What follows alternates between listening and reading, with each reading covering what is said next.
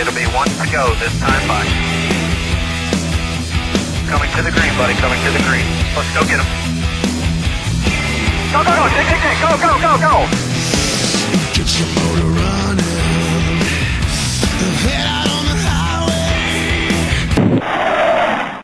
Okay, now we're joined by our points leader, winner of last week's race, two-time defending champion in the Sprint Cup Series. He drives the number 48 Lowe's Cobalt Tools Chevrolet.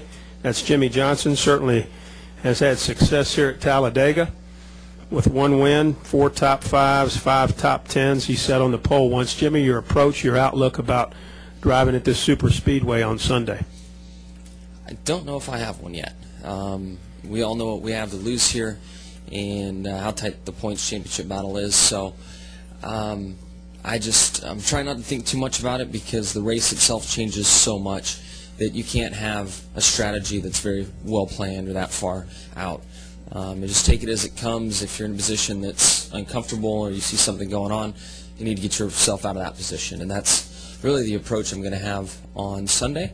I'm not sure how qualifying will go. I think some of the go-or-go-homers, those guys will take the risk like you would expect, and you might have somebody you didn't anticipate being on the pole today, and it would probably come from that group. But I know Chad's worked real hard on this car. It's been great in the wind tunnel. We feel we've brought more power, so I feel like we're going to have a very competitive car come race time. All right, raise your hand. We'll take some questions. We got Bob. We got this gentleman here. Then we'll go back to Al. Go ahead. Bob Margolis, Shop Sports. Jimmie, being in the position you're in, and I asked this to Greg Biffle as well, when you've got a lot to lose if you get caught up here, if you're not running first and second, it's a smart move to really hang back. I know you and Jeff did that in the spring race as well, and it paid off really well for you. Is it a smart move to make? And you know, do you think about, boy, I'm not giving a great show for the fans here, but I'm making a smart move? Not to be disrespectful to the fans, but the only thing I'm worried about is collecting points, and I don't care how I do it or how I get there. The problem with riding and what we found last time is there were more guys hanging back than there were up front, so actually up front was safer than being in the back. And that's what we have to monitor inside the cars. And I think the goal is to not be in the eye of the storm, and you look at who's running in the pack, what type of moves are being made, and you decide if that's the crowd you want to run with. And in the spring race, there's more guys at the back than up front, so we're going to keep a close eye on that and try to run in the area where it's the safest. And I imagine you'll see 12 guys, essentially, nose to tail, maybe 11. I know Junior's not going to mess with any of that stuff. So. If you're in the back, when do you make your move to the front? It seems like 20 to go is a decent time. What's weird, and something's going to happen at the end. There's going to be a pile-up.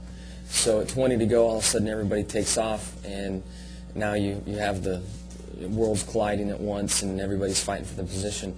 So that can be dangerous as well. And again, I don't think there is a clear strategy because in the draft there's so many other pieces to the puzzle to make it work out that you just need to be smart and evaluate your risk at that point in time. And you may go earlier than you want to go to the front, you may go later, but the thing I fear at the end of the race is if you wait too long and the caution comes out and you have a green-white checker like we've seen a lot, and you got moving too late, trying to work your way up through the pack, now you're in 20th on a green-white checkered, and best case you're going to be 18th. And that's the tough thing that you got to hang on to and look at. Go ahead. Hi, I'm Kevin Brandt, Trinity News in Blunt Banner in Hansville, Alabama. As a race car driver, what is your biggest challenge?